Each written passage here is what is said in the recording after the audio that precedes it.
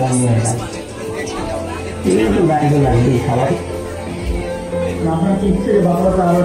নিশ্চয়ই অন্যরাও এই বাঁকুড়া সিনেমা শুনুক, এরম চাই নিশ্চয়ই 100 বার শুনুক। সিনেমা না চললে এন্টারটেনমেন্টের জায়গা কোথায় পাবো বলি? পাবলিকও তো কিছু মনোরঞ্জনের দরকার আছে, কি পাবলিক পাবে কোথায়? সময় পরিবর্তনের সঙ্গে সঙ্গে পরিবর্তিত হয়েছে সিনেমা হলগুলোর অবস্থা, আর তারা